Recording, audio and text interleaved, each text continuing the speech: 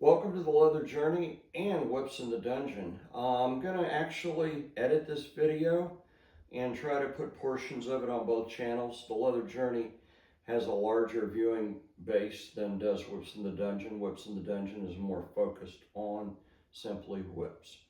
But my sidekick's here with me, Bunny. She's our clickbait. Now that you've clicked on this video, stay with us and we're going to talk about setting up a whip lane, how you would do it, and what some of the factors and variables involved in making that whip lane adequate for an optimum whip scene experience. Let me let Bunny down and I'll be right back.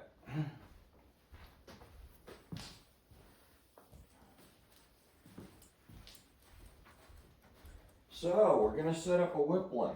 So maybe you have a dungeon party planned for your house. Maybe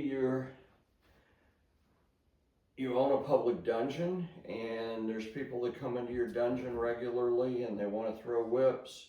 Bunny, no. Bunny, no. You can't eat the whips. Come on, Bunny.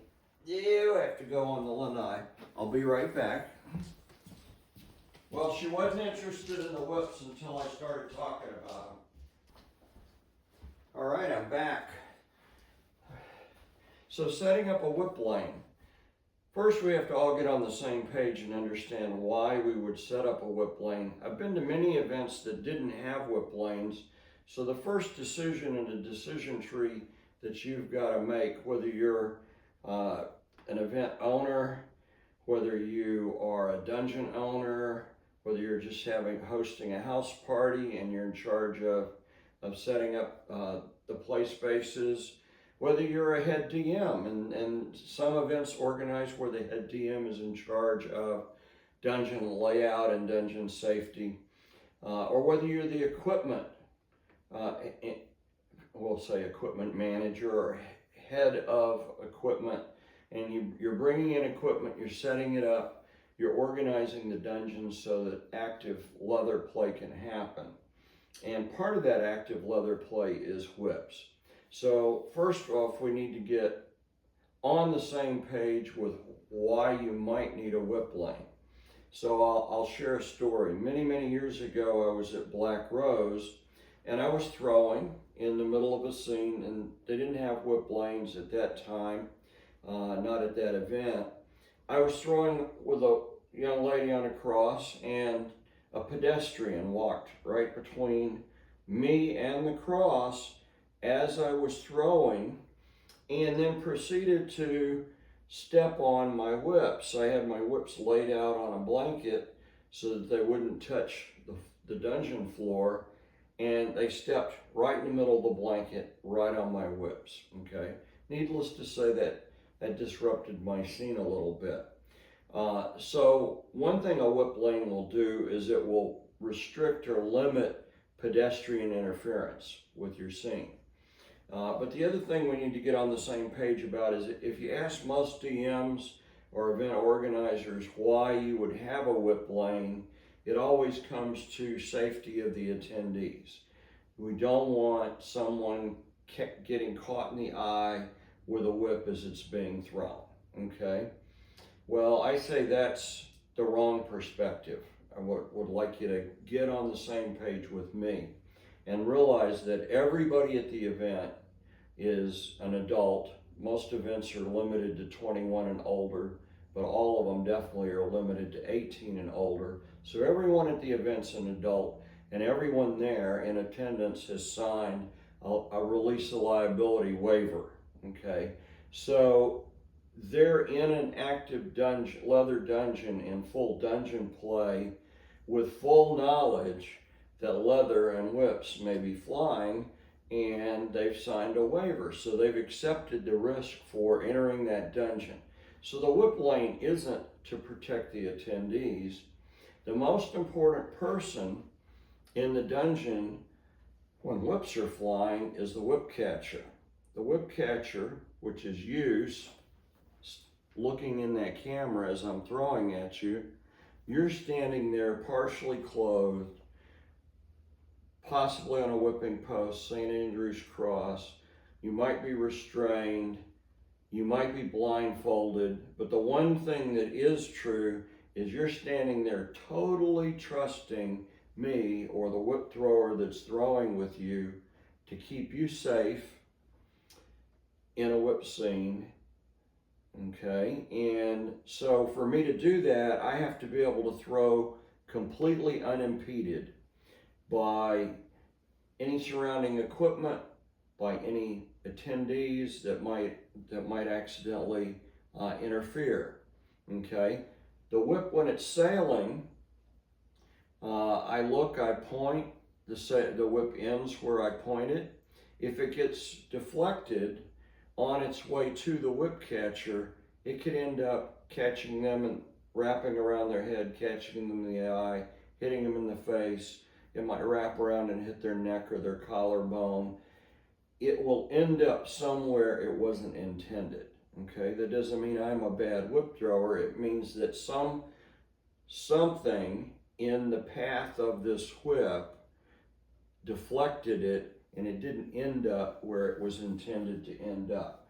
So how do we prevent a whip from being impeded in the middle of a scene as it's being thrown? Well, one of the ways we do that is we limit the length of the whips that are being used in the dungeon, and we're going to talk a little bit about that. I was just at an event on the Carolina coast, and they restricted whips in the dungeon to 3 feet, okay?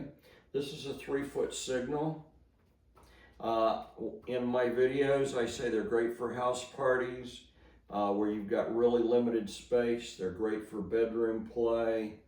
They throw like a child's toy. They're very, very short.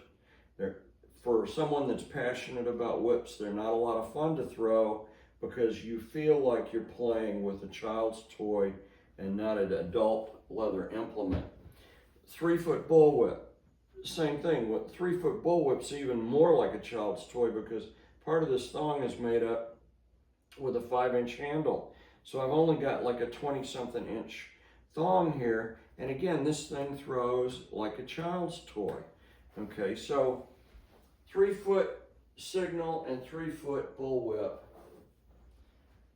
We're going to put the child's toys away because we're talking about setting up a whip lane for a leather event where adults are going to be playing with implements. So let's talk about an adult version of that whip. Okay, the 4-foot signal for at least the last 2 or 3 decades has been the single tail that's been used in the dungeon. When you say single tail to someone in the scene, they're talking about a signal whip, either a 3 or 4-foot signal whip. A 3-foot signal whip throws like a child's toy. A 4-foot signal whip throws like a whip, okay?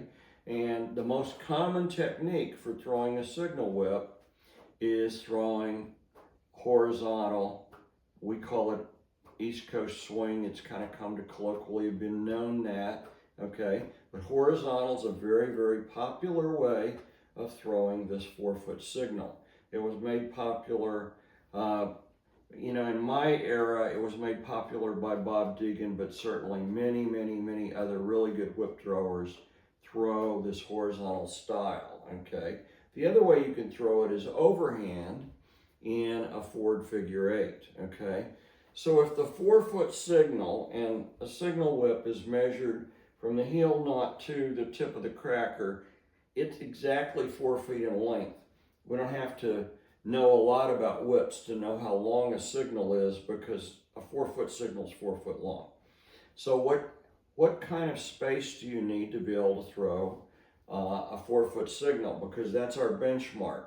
Everybody in the dungeon that owns a whip probably owns a signal whip, and most of them are going to be 3 or 4 foot. So if we're going to set the dungeon up for a 4-foot signal, how much room do I need? Well, first let me give you some perspective on what you're seeing in my living room. You've been watching me on this channel, or these 2 channels, for over 3 years throwing. This carpet is 8 foot by 10 foot, okay? So when you're seeing me stand on the carpet, you're seeing me stand in an 8 by 10 foot area, okay? So it's 8 foot this way, it's 10 foot this way. If I was going to throw a signal whip overhand, it's certainly well more than wide enough for me to do that. But if I'm going to throw it horizontally, I need 4 foot in front of me. I need 4 foot on the left and 4 foot on the right. And it's going to wrap around. It could wrap around and hit me in the back. When it wraps around, I don't need 4 foot behind me, but I need a couple of feet, okay? So let's say 4 foot behind me, a couple feet behind me.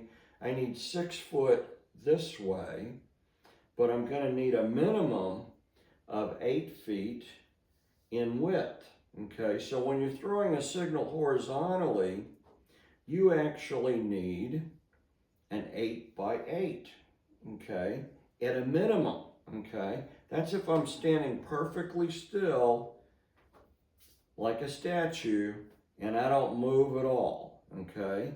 If I move a little bit with this signal whip to create some variations on the other end, then I'm gonna need a little more feet, a little more room. So 8 by 8 is the minimum, but I'm gonna say I want 10 foot of width because I want just a little bit of extra room, you know, to be able to rock and move and get with the music and have a little bit of extra margin for safety, okay? So that 4 by 4, we added an extra foot and now we have 10 feet, okay? Well, this carpet is 8 by 10. So for me to use the carpet as a guide, I would have to turn this way. If I'm throwing this way, then this carpet is more than adequate. It's 10 foot this way, and it's 8 foot this way. That gives me 4 foot in front, a couple feet behind me, and I can throw, and everybody outside of this 8 by 10 area would be safe, okay? No question about that. So, if we decide on an 8 by 10 area for a whip lane, let's set one up. I've got my 2 JBL 120 party boxes here. I'm just going to use the handle and I'm going to attach my yellow caution tape. We're going to come out here. I got a chair on one corner of that 8 by 10, and I'm going to bring it over to a chair on the other corner. And I hope you can see this just for quick reference. How we place the chair for a boundary makes a difference. If I put the seat on the inside of the boundary, that's actually reducing the area that I have for the whip to travel unimpeded. We want our whip to be completely unimpeded by any object. So I'm going to turn that chair around where the seat is on the outside of the whip area. It's just serving in this instance as a corner post for my caution tape, okay? I'm going to come right back down here to this JBL, and we're going to try to tie this where we don't have to. I'm going to do a little ring knot here real quick. Got some high-level bondage going on here in our demonstration. Okay, so now we've set up an 8 by 10, and we had said that area is a minimum criteria for throwing a 4-foot signal, and we did that because 4-foot signals are mainly thrown horizontally. Now you'll see people throw them overhand, okay? If I'm throwing it overhand though, this same 8 by 10 foot area is more than adequate for throwing this 4-foot signal overhand, okay? Everybody can see that. So I can throw unimpeded. The whip catcher is going to be able to have a good experience. And for those that still think this is about protecting the attendees would be protected too as long as they stayed outside of the caution tape. But as a whip thrower, and the most important thing in the world is your whip catcher, the whip catcher is the reason why we're going to have a whip lane like this. Now, here's where the real question comes in.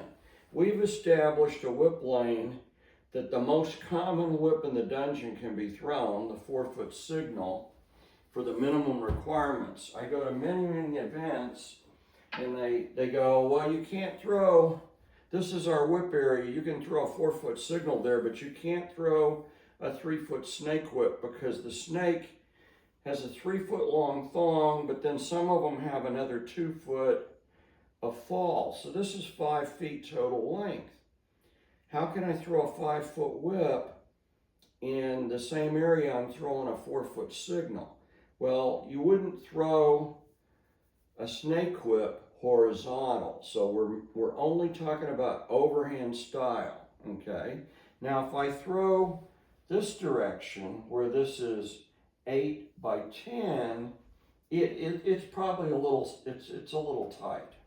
I'm going to catch this whip on the caution tape on the recovery, okay?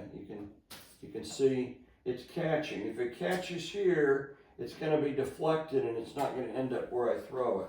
But if I turn this way and I'm throwing in the 8 by 10, the 10 foot is plenty long enough for me to be able to throw this whip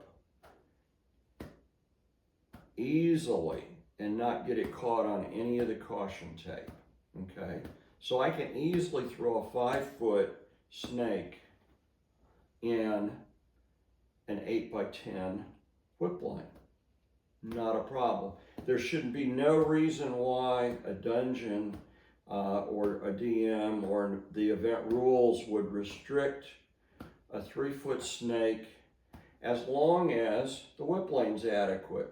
And we established the minimum whip lane to be adequate for a 4-foot signal would be 8 by 10. Okay, this is 8 by 10. And you can see, this is easy. I can even dance with this whip and move a little bit, and I'm completely in this whip lane. We are not gonna touch anything that's gonna impede the whip and cause this whip to not end up where it's going, okay? So now, talk a little bit about bullwhips, okay? We established that a 3-foot bullwhip, 3-foot bullwhip is like a child's toy.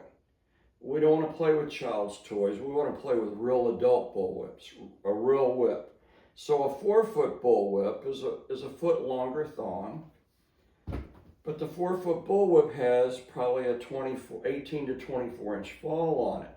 So we're just going to say it's roughly about 6 feet tall, okay? Actually, I've shrunk a little bit as I'm aging. I'm 5'8" now. This whip, total length is about 5'8" or 10. Okay, but we'll round it up and say it's 6 feet long, okay? Again, I'm not going to throw a bullwhip horizontal. We're only throwing it overhand. So if I'm throwing it overhand, again, in this 8 by 10 foot area, I wouldn't be able to throw it on the narrow side because it could catch. It's not doing it actually, the snake did, but this isn't. It could catch the tape, the barrier tape. If I turn the long way, and I hope there's thousands of people out there watching this, hopefully some of them are head DMs, hopefully some of them are event organizers, hopefully some of these people watching own public dungeons, and for whatever reason you've restricted bullwhips in your dungeon. Not because you're a bad person, but because you really didn't understand the dynamics of throwing a bullwhip. So 4-foot bullwhip, 6 foot total length. I'm in a 8 by 10 foot area, and actually we is having no problems here. We can do this. We could throw this. So any place that has an adequate area for a 4-foot signal whip, I can throw a 4-foot bullwhip in that's 6 foot total length because we're throwing it overhand, okay? Well, what if the whip lane's smaller?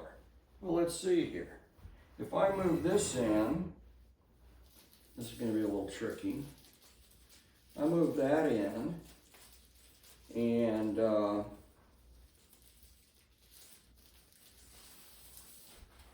move this one in. As I move it in, I'm going to have to move it back a little bit to keep my tape tight. We're going to move it in. We've moved it in about a foot here.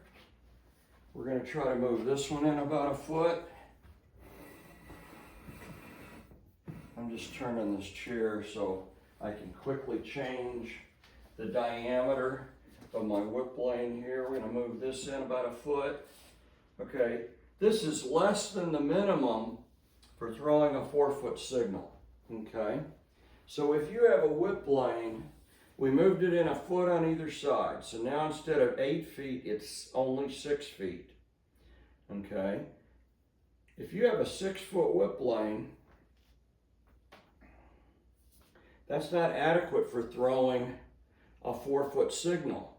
Because if I'm throwing a 4-foot signal, this whip is exceeding the boundary on both sides. Okay? If I go this way and throw it, it's still 10 foot. It's 10 foot by 6 foot. I can throw a 4-foot here, but as it wraps around, it's probably okay, but in reality, it's actually exceeding the boundary there. Okay? So a 6-foot wide lane is not adequate now for throwing this 4-foot signal. Okay? So I can't throw a 4-foot signal in it, but could I throw a 4-foot bullwhip that's actually 6 foot long? Well, let's see.